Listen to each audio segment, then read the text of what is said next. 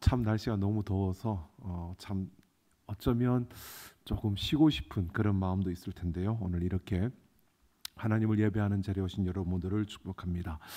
자, 오늘 우리 말씀은 잘 알고 있는 말씀이기도 하고요. 또 이 말씀은 딱 들으면 전도, 선교 이거에 맞춰진 말씀이다라고 이렇게 우리가 느끼고 알고 있는 말씀입니다. 그런데 오늘 우리가 이제 7월달 6월 7월은 우리 다음 세대 보금자리를 세우면서 나아가면서 오늘 말씀을 우리 다음 세대를 세우는 그 마지막 이제 그 부분에 대해서 말씀을 드리려고 이 말씀을 제가 선택을 했습니다. 다른 어떤 것보다도 물론 전도, 선교 이거에 대한 말씀 맞습니다. 그런데 우리가 다음 세대를 향해서 좀 더 지금 이 마태복음을 쓴 이 마태가 이 말씀을 쓰면서 우리에게 뭔가를 전해주고 싶은, 우리에게 뭘 이야기하고 싶은 걸까라는 것에 우리가 마음을 조금 기울이면서 함께 볼 수 있으면 좋겠습니다.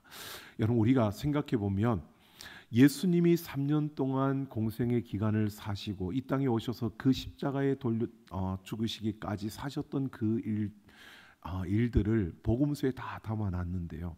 그런데 우리가 꼭 기억해야 될 것이 이것입니다. 이 제자들이 이 복음서를 쓰면서 예수님에 대한 모든 것을 다 썼다라고 말하기는 어렵다는 겁니다.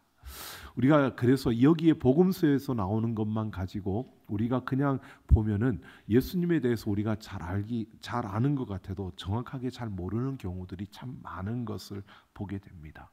특히 이 제자들이 무슨 녹음기를 가지고 예수님 곁에 따라다니면서 녹음을 해가지고 그것을 받아 쓴 것도 아니고, 그러니까 예수님이 가르칠 때에 그때에 또 막 받아 적은 것도 아닙니다.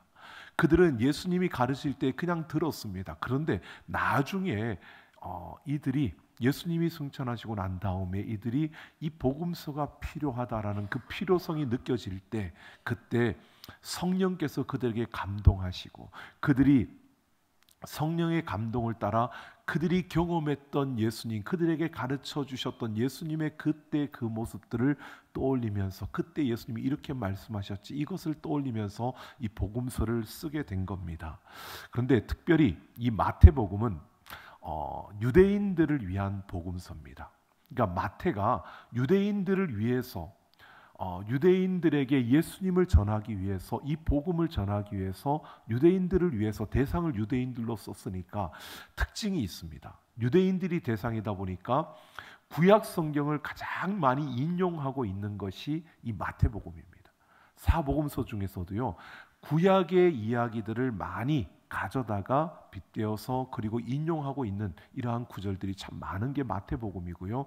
또 이 마태가 유대인들이 가지고 있는 유대인의 그 관점에서 예수님의 그 복음을 어떻게 보고 예수님이 하신 일들을 어떻게 저들에게 이해를 시킬까, 유대인들이 쉽게 그들이 받아들일 때에 예수님의 이런 모습을 그들이 받아들였으면 좋겠다라고 하는 이런 의도를 가지고 이 복음서를 쓴 겁니다. 그러니까 우리가 이 복음서에, 마태복음에 특별히 나와 있는 말씀 속에서는 거기에 마태가 이 유대인들에게 특별히 강조하고 싶고 특별히 전하고 싶었던 그 내용이 무엇인가를 우리가 놓쳐서는 안 된다는 것입니다. 여러분, 오늘 우리가 이 말씀을 볼 텐데요. 먼저 35절부터를 보면 예수님께서 모든 도시와 마을에 두루 다니사 그들의 해당해서 가르치시며 천국 복음을 전파하시며 모든 병과 모든 약한 것을 고치시니라 라고 합니다. 근데 이 말씀 안에요, 예수님이 교회가 이 땅에 존재해야 되는 그 가치를 다 담아두셨습니다. 어느 교회든 마찬가지입니다. 이 땅에 존재하는 교회의 그 가치가 여기에 담겨 있는데 그것은 가르치고 전파하고 그리고 고친다라는 겁니다. 교회는 이 땅에서 가르치고 전파하고 고치는 이 사역을 하는 겁니다. 이것에 대해서 이 세 가지가 지금 여기에 나오는 이 본문에 보면 가르치시고 전파하시고 고치시니라 라고 하는 이 말씀, 이 단어들이요, 미완료형입니다. 미완료형이라고 하는 것은 계속되고 있다는 겁니다. 그러니까 예수님 시대부터 지금까지 아직도 계속 우리가 이 교회가 이 땅에 존재하는 때에 그 존재의 가치, 존재하는 이유, 그것이 바로 이 세 가지, 바로 가르치고 전파하고 고치는 이 사역을 하기 위해서 교회가 세워졌다라고 하는 것입니다. 이것은 오늘 우리에게도 계속되어지고 있는 겁니다. 자, 예수님께서 이 세 가지 명령, 바로 가르치고 전파하고 고치는 이것을 이렇게 하라고 하신 이유가 36절에 보면 무리를 보시고 불쌍히 여기시니라고 이렇게 말하고 있습니다. 여러분, 불쌍히 여긴다라고 하는 이 단어는 언어로 스플랑크 리조마이라고 하는 단어인데요. 이것은 하나님의 마음을 가장 잘 대변하고 하나님의 마음이 어떤 마음인가를 우리에게 가르쳐주는 가장 중요한 단어입니다. 그러니까 모든 구원이 바로 이 단어, 이 마음에서 시작됐다라고 말하는 것이 하나님께서 이 마음을 가지셨기 때문에 이 마음으로 우리를 구원해 주셨다는 겁니다. 이 마음이 있었기 때문에 우리에게 예수 그리스도를 보내주신 겁니다. 자, 이 마음은 뭐냐 하면요, 우리가 그냥 쉽게는 불쌍히 여긴다, 그냥 긍휼의 마음, 이렇게 우리가 쉽게 생각할 수 있습니다. 맞습니다. 근데 긍휼이라는 이 단어를 우리가 좀 더 깊이 그 의미를 좀 생각해 보셔야 합니다. 여기에서 지금 마태가 이 긍휼이라는, 이 불쌍히 여김이라는 이 단어를 통해서요, 유대인들은 알고 있는 겁니다. 구약시대 하나님의 그 마음, 하나님께서 처절하게 그들에게 말씀하셨던 이 마음이 어떤 마음인지 유대인들은 이 단어만 딱 보면 아는데, 우리는 이 단어만 보면 그냥 긍휼 이렇게만 알고 있기 때문에 이게 어떤 아픔인지 어떤 마음인지를 우리가 알아야 한다는 겁니다. 불쌍히 여긴다라고 하는데요, 이 마음은 창자가 끊어지는 아픈 마음을 말하는 겁니다. 우리가 보통 창자가 끊어지는 마음을 단장이라고 하죠.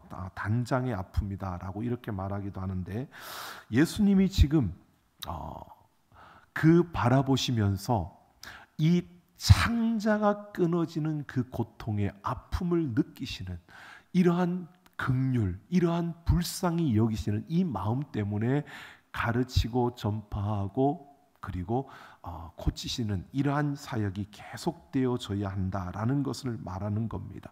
그런데 이런 고통, 이 아픔, 단장이 끊어지는 그런 고통과 아픔을 느끼시는데 왜 그런 아픔을 느끼느냐? 무엇 때문에 그들을 보고 그런 아픔을 느끼셨느냐? 오늘 말씀이 이렇게 말합니다. 목자 없는 양과 같이 고생하며 기진함이라. 고생한다라고 하는 것은요, 이런 뜻입니다. 단어가 스킬로라고 하는 단어인데, 이것은 매일 무엇인가에 반복적으로 짓이겨지는, 그러니까 어떤 이것을 매일 발로 짓이기는 겁니다. 그래서 계속 짓이기다 보면 이게 어떻게 될까요? 매일 이걸 발로 짓이기면 어떻게 되죠?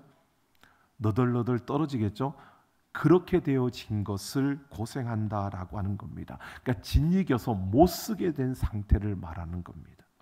지금 그 사람들을 보시면서 예수님께서 저들이 고생하는, 바로 뭔가에 의해서 매일 짓이겨져서 반복적으로 계속 짓이겨져서 그냥 아무것도 할 수 없는, 못 쓰게 된 그런 상태에 되어 있는 그 모습을 보면서, 그리고 여기에서 기진하다라고 하는 것은 흐립토라고 하는 건데요, 위에서 아래로 내던져진 거, 그냥 이렇게 내려놓는 게 아니고요, 이렇게 들어서 팍 던지는, 그래서 위에서 아래로 확 내려 던져버리는. 여러분 언제 그러죠? 화가 났을 때 그러죠? 아닌가요? 화가 났을 때 팍 던져서 다 깨트려 버리는 이러한 것을 말하는 겁니다.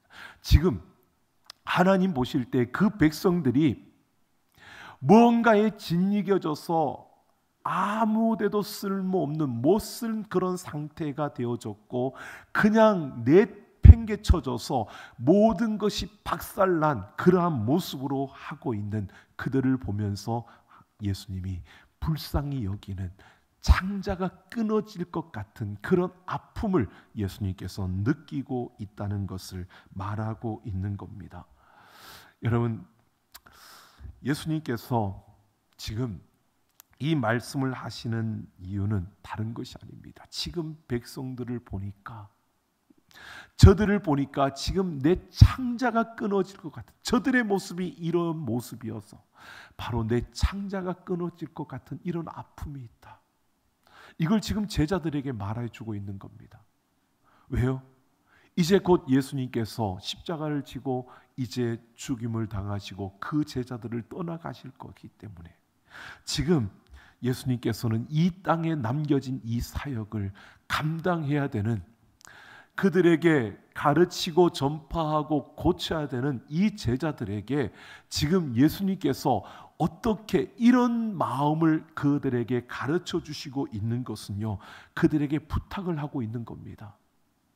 내가 지금 이런 마음으로 저들을 바라보는 것처럼 너희가 이 마음으로 저들을 바라볼 수 있어야 된다는 겁니다. 불쌍히 여기라는 겁니다. 긍휼히 여기라는 겁니다. 여러분, 오늘 우리가 나아가는 걸음 속에서 우리가 가져야 될 마음이 바로 이 마음입니다. 긍휼히 여기는 마음이요, 불쌍히 여기는 마음이요. 그러면서 37절을 보면 추수할 것은 많은데 하지만 일꾼이 적으니까 그러므로 추수하는 주인에게 청하여 추수할 일꾼들을 보내주소서 하라, 보내달라고 그렇게 기도하라, 요청하라 라고 이렇게 말씀합니다. 이 말씀에 우리가 분명히 이 뜻을 알아야 합니다. 이 또한 구약을 배경으로 하고 있는 겁니다. 이것은 다른 어떤 것보다도 목자 없는 양같이, 36절에 보면 목자 없는 양같이라고 하는 이 표현을 보면요, 이것은 목자와 양의 비유는 구약에서 아주 잘 사용했던 하나님과 백성들의 관계를 말하는 겁니다. 근데 이것이 에스겔서 34장에서 이 마태는 인용을 해가지고 오는 겁니다. 에스겔서 34장에 보면 목자들의 책임이 양떼를 먹이는 것이라고 소개를 하고 있습니다. 그러니까 구약 시대이든 신약 시대이든 지금이든 이 땅에 여러분 양떼들을 먹이는 책임이 목자에게 있는데, 양떼들이 굶주리고 양떼들이 먹지 못하는 것은, 여러분 무엇을 먹지 못하는 것이냐, 그것을 가리키는 것은 하나님의 말씀을 가리키고 있는 겁니다. 그래서 아모스 선지자가 그렇게 말한 거죠. 양식이 없어 주림이 아니요 물이 없어 가람이 아니요 여호와의 말씀을 듣지 못한 기갈이라고 말씀했습니다. 여러분, 목자의 책임은 양떼를 먹이는 겁니다. 이 양떼를 먹인다는 것은 양떼가 하나님의 말씀을 먹어야 되는데, 목자 없는 양처럼 그들을 바라보는, 목자 없는 양과 같은 그들을 바라보며 예수님이 창자가 끊어질 것 같은 그 아픔, 그 긍휼의 마음을 품고 있는 겁니다. 왜? 그 양들이 굶주렸기 때문이에요. 그 양들이 목자를 통해서 말씀을 먹어야 되는데 그들이 굶었다는 겁니다. 굶주렸다는 겁니다. 그것을 보고 안타까워하는 겁니다. 여러분, 양들이 좋은 꼴을 먹고 건강한 풀을 먹고 건강한 음식을 먹고 그렇게 있으면 이런 긍휼의 마음, 이런 단장이 끊어지는, 창자가 끊어지는 아픔을 느끼지 않았을 겁니다. 그런데 그 백성들이 보통 말하는 정크푸드, 그냥 입에는 좋은데 건강에 좋지 않은 이런 음식만 먹고 제대로 된 말씀을 듣지 못하고 제대로 된 말씀을 읽지 못하고 제대로 된 말씀을 그들이 깨닫지 못하고 그 말씀을 공급받지 못하고 그 말씀이 그들에게 주어져서 먹여져야 되는데 그 말씀이 먹여지지 않는 그런 양들을 보면서 예수님께서 이 창자가 끊어지는 그 아픔을 이야기하고 있는 겁니다. 이 당시에 예수님께서 제자들에게 말씀하실 그 당시만 하더라도요, 많은 종교 지도자들이 있었지만 그들이 하나님의 말씀을 자기의 생각과 자기의 이익과 자기의 그 경험에만 맞추어서 그 말씀을 갖다가 짜집기 해서 그들에게 먹이는, 그래서 자기들에게 손해가 되면 그 말씀은 살짝 떼놓고 또 자기들에게 이익이 되면 그 말씀을 더 갖다 말도 안 되는 억지를 갖다 붙여놓고 이렇게 해서 그들에게 먹이고 있는 이러한 상황, 바로 바른 꼴을 먹이는 그러한 목자가 없는 이러한 모습을 보고 예수님께서 창자가 끊어질 듯한 이러한 아픔을 느끼고 있는 겁니다. 여러분, 오늘 우리에게 이런 마음이 있어야 합니다. 여러분, 우리 자녀들, 우리 다음 세대가 하나님 말씀 안에서 자라가야 될 줄로 믿습니다. 그러기 위해서요, 우리는 정말 하나님의 말씀을 잘 가르치고 하나님의 말씀을 그 꼴을 제대로 우리 자녀들에게 먹일 수 있는 그러한 사역자, 그러한 목자들이 우리 자녀들에게 필요한 겁니다. 굉장히 두려운 게 앞에 서 있는 저희입니다. 정말 어떻게든 우리 삼락 가족들에게 좋은 꼴을 먹여야 하고 좋은 하나님의 말씀, 바른 하나님의 말씀을 먹여야 되고 하나님의 말씀을 바르게 전하고 증거해야 되는데, 그래서 굉장히 두렵고 굉장히 힘든 그러한 자리가 이 자리가 아닌가 싶습니다. 여러분, 정말 이 시대 속에서 우리가 굶주리면 안 되거든요. 근데 여러분, 우리가 생각해 보십시오. 우리 자녀들에게도 마찬가지입니다. 하나님의 말씀을 그들에게 제대로 먹여야 되고 그 하나님의 말씀을 제대로 그들에게 우리가 제공해야 됩니다. 그래서 우리 사역자들이 있고, 그래서 주일학교 각 교사들이 있는데, 여러분, 그래서 우리가 이 여름 사역을 위해서뿐만 아니라 우리가 다음 세대를 위해서 기도할 때 우리 사역자들과 교사들을 위해서는 반드시 기도해야 됩니다. 기도 안 하시나 보네요. 반드시 기도해야 됩니다. 그들이 먼저 말씀 앞에 깨뜨려지고 그들이 먼저 말씀을 제대로 알고 그들이 하나님의 말씀을 제대로 먹고 건강한 사역자, 건강한 교사가 되어야 우리 자녀들이 살 수 있는 겁니다. 그래서 기도해야 되는 겁니다. 교사들은 알아서 하겠지. 아니요, 그 교사들이 정말 하나님께서 그들을 강건해서 말씀을 보지 않으면 견디지 못하도록 하나님 그렇게 만들어 달라고 기도해야 되는 겁니다. 여러분, 우리가 교사들에게 잔소리한다고 교사들이 되겠습니까? 제가 봤을 때 우리 사역자들이 아무리 잔소리해도요, 교사들이 나 다 알고 있어. 나 아브라함 이야기 다 알고 있어. 나 그 이야기 다 알고 있어. 그리고 공과 준비 안 해오면 뭐 어떻게 할 수 없어요. 그죠? 누가 하셔야죠? 하나님이 간섭하셔야 돼요. 그래서 우리가 기도해야 되는 겁니다. 협박이에요. 하나님, 우리의 자녀가 말씀으로 커야 되는데, 그러기 위해서 우리 사역자들과 우리 교사들이 하나님 말씀에 푹 젖어들도록, 저들이 하나님의 말씀을 붙들고 씨름할 수 있도록, 저들이 하나님의 말씀대로 살아갈 수 있는 그러한 힘을 달라고 우리는 그들을 위해 기도해야 되는 겁니다. 그게 우리 다음 세대를 살릴 수 있는 길이에요. 우리 모두가 살아날 수 있는 길이에요. 이렇게 말했으니까 여러분의 기도 속에 저를 위해서 기도하셔야 됩니다. 잘 먹고 잘 사는 게 아니라 하나님의 말씀을 제대로 알고 제대로 이해하고 제대로 전할 수 있는 그런 목사가 될 수 있도록 기도해 주셔야 됩니다. 아멘. 싫은가 본데요. 예, 그렇게 해 주셔야 됩니다. 그게 여러분도 살고 저도 살고 여러분도 사는 길입니다. 여러분, 정말 하나님의 말씀이 아니고는, 여러분 생각해 보십시오. 이렇게 한번 생각해 보세요. 여러분의 자녀가 지금 내 눈앞에서 방금 어떤 사람이 그걸 먹고 식중독이 걸렸는데 그 음식을 여러분 자녀들이 먹으려고 하고 있다면 여러분 어떻게 할까요? 먹지 말라고 말리겠죠? 그거 보고 먹으라고 하는 부모가 있을까요? 자, 우리 자녀가 깨끗한 음식을 먹지 않고 아주 더러운 음식을 먹고 있는 모습을 본다면 여러분, 부모는 어떻게 할까요? 못 먹게 해야죠. 때려서라도 말려야죠. 아닌가 보네요. 죄송합니다. 때려서라도 말려야죠. 못 먹게. 여러분, 지금 예수님께서 그 말씀을 하고 있는 거예요. 우리 안에 그런 간절함과 그런 절실함과 그런 애통함, 여러분, 이런 긍휼의 마음이 우리에게 있어야 한다는 거예요.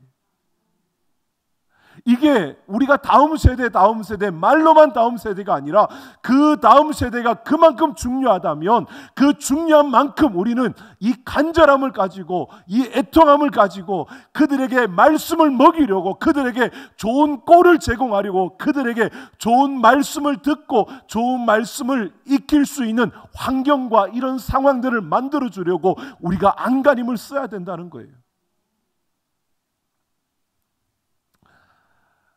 우리 중등부와 고등부를 11시에 예배를 드리게 하고 이렇게 교육관을 만들고 이런 과정들을 거치면서 많은 이야기들이 들려와요. 9시 해도 되는데 굳이 뭐 하려고 왜 11시에 하느냐고, 그냥 9시 하면 그대로 있어도 되지 않느냐고.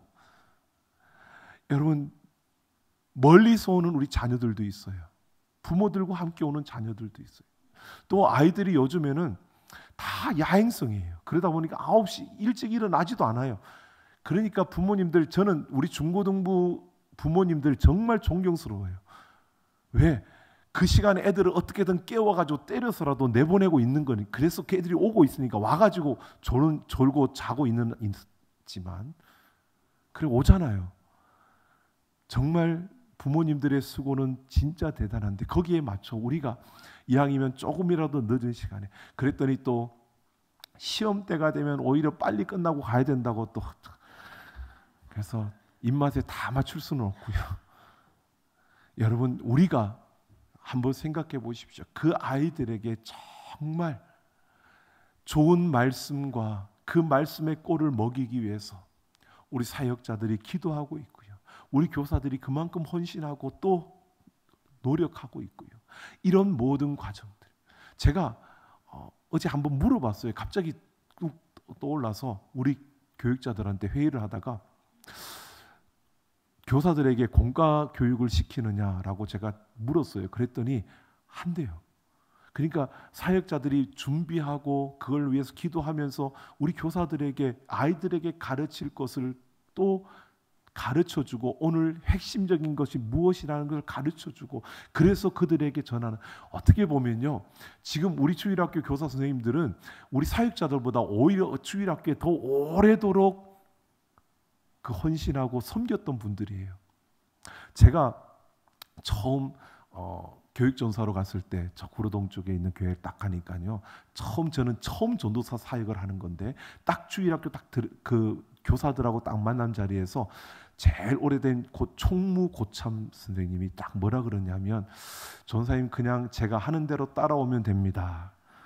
그래서 제가 그게 무슨 말이냐 그랬더니, 자기가 더 오래되고 더 잘 알기 때문에 전사님은 그냥 자기가 말하는 대로 따라오면 된다는 거예요. 그래서 아 그런가요? 그리고 모르고 저는 처음에 그런가요? 그랬더니 그 다음에 하는 이야기가, 내일부터 우리 교사 강습회가 어디에서 있고요, 전사님은 몇 시까지 오셔서 쭉 내가 할 일을 다 이야기해 주는데, 제가 그걸 딱 듣고 나서 제가 그랬습니다. 예, 왜 그때는 아무것도 모르니까 무조건 순종했습니다. 그런데 나중에 보니까 내 머리 위에 앉아서 나를 가지고 놀려고 그러더라고요. 그래서 제가 저도 보통 사람은 아니기 때문에. 그런데 여러분, 그만큼 많이 아는데도 여러분 정말 중요한 것이요, 우리가 알고 있는 지식이 중요한 게 아니고요, 우리가 그만큼 오래 했다는 노하우가 중요한 게 아니고 그 경험이 중요한 게 아니라, 그것도 중요한데 그보다 더 중요한 것은 여러분 그 한 영혼을 바라보며 오늘 예수님이 가졌던 이 긍휼의 마음이요, 이 불쌍히 여기는 마음이요, 내 자녀라면 그거 못 먹여, 내 자녀라면 그건 안 돼 라고 할 수 있는 이 마음을 가지고 우리 다음 세대를 볼 수 있는 우리가 되기를 소망합니다. 여러분, 정말 창자가 끊어질 것 같은 그 아픔으로 예수님께서 바로 이렇게 보고 있는 겁니다. 그들이 말씀을 먹지 못해서 굶주리는 그 모습을 보고 지금 그렇게 긍휼의 마음을 품고 예수님께서 말씀하고 있는 겁니다. 여러분, 오늘 우리는 이것을 봅니다. 오늘 본문에 보면 추수한다고 말하죠. 구약 배경에서 추수라고 하는 이 개념을 우리가 보셔야 됩니다. 보통 일반적으로 추수는 심판을 이야기하기도 합니다. 근데 이 지금 마태가 구약의 개념에서 이것을 쓰고 있는, 유대인들에게 말하고 있는 거니까, 유대인들이 추수라는 소식을 딱 이 단어를 들었을 때 그들에게 떠올리는 것은요, 세 개의 계절입니다. 그 절기입니다. 유대인들은 절기를 중심으로 모든 삶이 이루어진다고 했죠. 그 절기가 중요한데, 유월절이 끝나는 점에 처음에 추수하는 초실절, 그리고 우리가 지난 7월달에 지났던 맥추절, 그리고 그들이 마지막 거두어서 저장하는 수장절, 이 세 가지가 추수에 관한 절기입니다. 그러니까 초실절과 맥추절과 수장절인데, 이 절기는, 추수는 이스라엘 백성들에게 있어서는요, 모든 곡식, 그동안 수고했던 그 땀 흘렸던 모든 것들의 열매를 거두는 날입니다. 여러분, 기쁠까요? 슬플까요? 기뻐요. 그러니까 이 추수는 어떤 개념이냐 하면, 심판이 아니라 이 추수는 바로 그 열매를 거둠으로 그들에게 주어지는 구원과 하나님께서 그들에게 주시는 바로 그 축복을 의미하는 겁니다. 하나님께서 우리를 여기까지 인도해 주셨고, 하나님이 우리를 이렇게 보호해 주셨고, 그래서 하나님께서 우리를 이렇게 축복해 주셨다는 그 열매를 거두는 겁니다. 그러니까 그들에게 있어서 이 추수는 정말 놀라운 기쁨입니다. 하나님께서 우리를 이렇게 해주셨어. 하나님이 우리에게 이런 것을 부어주셨어. 하나님 우리를 이렇게 인도해 주셨고, 이렇게 보호해 주셨고, 우리에게 이런 축복을 주셨어 라고 하는 이 개념이 먼저 떠오르는 것이 추수입니다. 자, 그러니까 이렇게 보십시오. 오늘 38절을 이 관점에서 보면요, 그러므로 추수하는 주인에게 청하여 추수할 일꾼들을 보내주소서 하라라고 하는 것은요, 추수하는 주인은 당연히 하나님이고요, 그리고 하나님에게 이 축복의 사역에, 이 하나님께서 인도하시고 보호하시고 축복하셨다는 이 즐거움에, 이 추수, 이 사역에 동역할 사람들을 청하라는 것입니다. 이 축복의 사역에 함께할 이들을 요청하라는 겁니다. 여러분, 이렇게 보십시오. 하나님이 주신 복으로, 하나님의 그 말씀으로 먹여서 살려내는, 그래서 하나님이 이렇게 우리를 축복하셨다는 것을 함께할 수 있는 일꾼을 보내주소서라고 이렇게 말하라, 이렇게 기도하라는 것입니다. 여러분, 오늘 이것은 우리에게 이렇게 말해주고 있는 겁니다. 하나님의 말씀을 경험하고 그 말씀을 전하는 하나님의 말씀에 선 사람이 필요하고, 그 말씀에 선 사람을 보내달라고 그렇게 기도하라는 겁니다. 하나님의 말씀으로 먹일 그러한 사람을 보내달라고, 그래서 하나님이 인도하시고 보호하시고 축복하시는 그 기쁨의 자리에 함께 설 수 있는 사람을 보내달라는 겁니다. 여러분, 이 말은요, 그런 사람을 구하라 라고 하는 의미도 있지만, 한편으로는 이렇게 이 하나님께서 그런 이들을 필요로 한다, 그러니까 누가 거기에 설레라고 묻는 겁니다. 하나님께서, 예수님께서 지금 그들에게 초대를 하고 있는 겁니다. 마태가 지금 유대인들에게 그 초대를 하고 있는 겁니다. 하나님께서 이런 말씀의 사람을 필요로 한다, 하나님께서 그 축복의 자리에 함께 설 말씀의 사람을 요구하는데, 너희 거기에 올래? 너희가 그 자리에 함께 하지 않을래? 라고 이렇게 초대를 하고 있는 겁니다. 여러분, 오늘 우리에게 하나님께서 이렇게 초대하고 있는 겁니다. 그냥 다음 세대가 아니라 정말 하나님께서 말씀으로 먹이고 싶고, 하나님께서 말씀으로 세우고 싶고, 하나님께서 말씀으로 다듬어서 온 세계에, 지금 글로벌 시대라고 하는 이 시대 속에서 하나님의 그 뜻을, 하나님의 꿈을 이룰 그런 인물들을 세워갈 그 축복의 자리에 너희 함께 하지 않을래? 우리를 초대하고 있는 줄로 믿습니다. 여러분, 그 자리에 우리가 함께하기를 소망합니다. 우리 교회가 그 자리에 서기를 원합니다. 여러분, 우리가 바로 그 자리에서 달려가야 하는 것입니다. 오늘 하나님은 바로 이렇게 요청하는 겁니다. 너희가 그 다음 세대를 향한 그 긍휼의 마음, 정말 그들이 하나님의 말씀을 먹지 못하고 듣지 못하고 그 말씀을 읽지 못하여 굶주려 가고 죽어가는 그것을 안타까워하며 내 창자가 끊어질 듯한 그런 가슴, 그런 간절함과 아픔을 느끼며 그들을 위해 그 말씀을 먹이려고 하는 그 하나님의 말씀의 사람, 여러분, 그런 말씀의 사람들이 되기를 예수님의 이름으로 축원합니다. 여러분, 우리가 그런 사람이 되어야 합니다. 하나님 우리에게 그런 사람이 되어줄래, 그런 사람이 되어줄래라고, 그런 사람이 되어달라고 지금 우리에게 초대하고 있는 겁니다. 여러분, 그러려면 우리가 어떻게 해야 될까요? 예수 그리스도의 마음, 그 긍휼의 마음을 우리는 구해야 합니다. 그냥 구하는 게 아니라 그 예수님의 마음이 어떤 마음이었을까를 여러분, 우리가 보면서 우리는 구해야 합니다.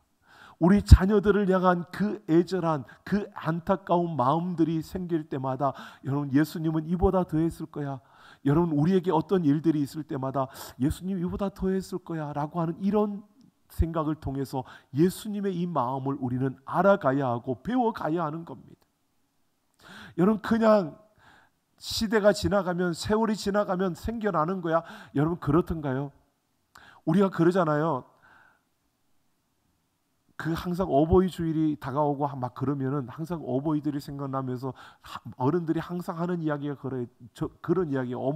부모님 살아 계셨을 때는 몰랐는데 부모님이 돌아가시고 나니까 더 간절해지고 더 애절해지더라. 그 부모님의 마음이 조금 더 이해가더라.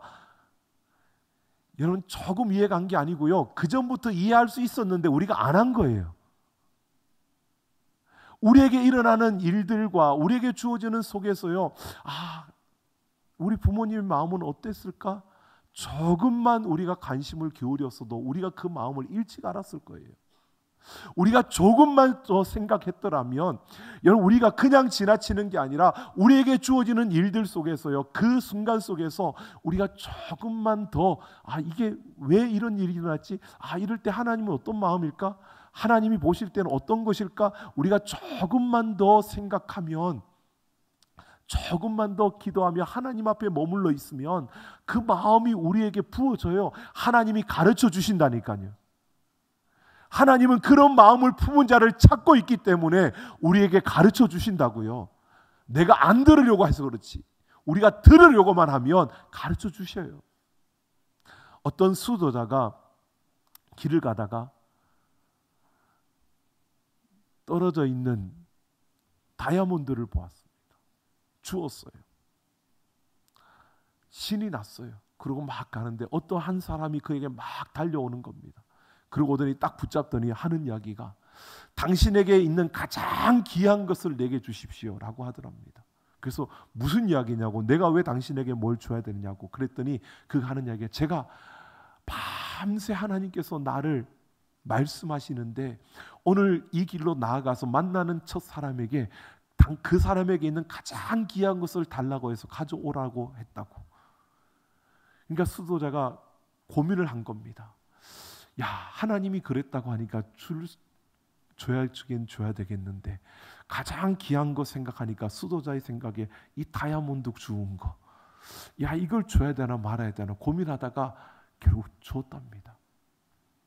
줬는데요, 그가 가지고 돌아가더랍니다. 근데 한참 길을 가는데 그가 또 다시 쫓아오더랍니다. 쫓아와서 다이아몬드를 그 수도자에게 주면서요, 이렇게 말하더랍니다.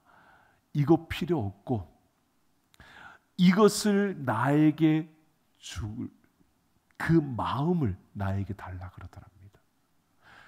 이해가 되시나요? 다이아몬드보다 더 귀한 게, 가장 귀한 것은 다이아몬드가 아니고 그 다이아몬드를 내가 알지 못하는 사람에게 줄 수 있는 그 마음이요. 하나님께서 그렇게 하라고 했다고 그 하나님의 말씀을 따라 그것을 줄 수 있는 그 마음, 그게 가장 귀한 것이라고 그때 깨달은 겁니다. 여러분, 정말 우리에게 이런 마음이 일어나기를 원합니다. 우리가 그냥 하루아침에 아는 건 아닙니다. 물론 깊이는 점점 다를 겁니다. 사람마다 다 다를 겁니다. 하지만 우리가 배워가야 합니다. 익혀가야 합니다. 예수님 마음은 어떤 마음이었을까? 여러분, 우리가 하루를 살면서 돌아보면서요, 야, 오늘 내가 이렇게 살아올 때 나와 함께 하셨던 그 예수님, 내 이런 모습을 보면서 예수님은 어떤 마음이셨을까? 예수님은 어떠했을까? 아, 예수님 우라통이 터졌을 것 같다. 야, 예수님이 정말 오래 참으셨구나. 여러분, 그런 마음이 제일 많이 느껴지실 겁니다. 제 경우를 보니까. 참 너는 답답하다. 야, 어떻게 그렇게 사냐. 제가 어떨 때는 그렇게 제 자신을 보고 이야기할 때가 있습니다. 정말. 그런데도 하나님은요, 예수님은 그런 우리를 사랑한다고, 잘했다고, 좀 더 힘을 내자고 우리를 그렇게 도닥여 주십니다. 왜요? 그렇게 해가면서 예수님의 마음을 우리가 알아가야 하니까. 여러분, 우리가 정말 예수님의 마음을 더 알아갈 수 있는 그런 우리가 되기를 예수님의 이름으로 축원합니다. 그렇게 알아가셔야 되고요. 그리고 말씀의 사람이 되어지기 위해서 매일 말씀을 읽으셔야 합니다. 매일 말씀을 읽으셔야 합니다. 어떤 분량이 중요한 게 아니고요. 매일매일 하나님 말씀을 읽는 게 중요한 겁니다. 규칙적으로, 정기적으로 하나님 말씀을 계속 읽으셔야 합니다. 읽고 또 읽어야 합니다.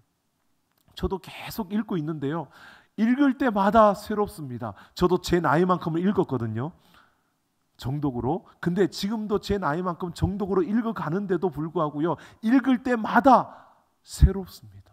읽을 때마다 하나님이 주시는 그 감동이 달라요. 하나님이 깨닫게 하시는 게 달라요. 그래서 제가 이 계속 설교를 하고 있는 것 같아요. 여러분, 생각해 보면 그냥 전할 게 딱 정해져 있으면 그거 전하고 나면 없을 텐데, 볼 때마다 말씀 속에 새로운 것들이 보여지고 새로운 것들이 느껴지니까 정말 감사할 수밖에 없는 거죠. 여러분, 우리가 하나님 말씀을 읽어야 될 줄로 믿습니다. 여러분, 우리가 하나님의 말씀을 읽고 그 말씀에 정통한 자가 되셨어요. 여러분, 우리 자녀들뿐만 아니라 세상에 나아가서도 나와 함께하는 자들, 여러분, 우리가 함께하는 그 공동체 속에서, 여러분 함께하는 순 가운데서도 여러분 이 말씀으로 그들을 먹이고 또 그들을 불쌍히 여기고 그들을 긍휼히 여길 수 있는 마음을 우리가 갖고, 여러분 가는 곳마다 부흥케 하는, 가는 곳마다 먹여 살리는, 살려내는 그러한 자들이 되기를 예수님의 이름으로 축원합니다. 여러분, 모두가 나와 똑같을 수가 없잖아요. 여러분, 어떨 때는 저 사람하고 함께하는 게 나한테는 손해야 라고 느껴질 때도 있잖아요. 없으신가요? 있습니다. 저도 그런 것 같아요. 근데 하나님이 그때, 제가 한 번은 그런 적이 있습니다. 그런 사람과 함께 했을 때 제 마음이 참 무거운데, 하나님 나 거기 가기 싫어요. 제가 하나님 앞에 그렇게 기도한 적이 있어요. 하나님 나 거기 안 갔으면 좋겠어요. 그 모임이 좀 취소됐으면 좋겠어요. 그런데요, 취소가 안 되더라고요. 그래서 갔어요. 갔는데 하나님께서 제 마음에 깨달음을 주시기를요, 내가 그를 어떻게 품고 어떻게 사랑하는데 네가 그를 미워하느냐고, 네가 그를 그렇게 함부로 대하느냐고. 주님이 오히려 저를 책망하시더라고요. 오늘 우리는 점점 험악해져 가고 점점 복잡해져 가는 이 세상 속에 있습니다.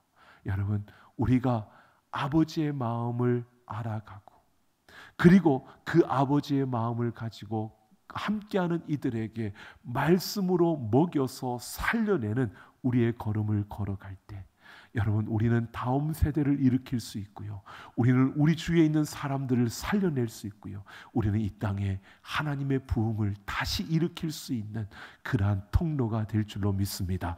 우리가 그런 자들이 되기를 예수님의 이름으로 축원합니다.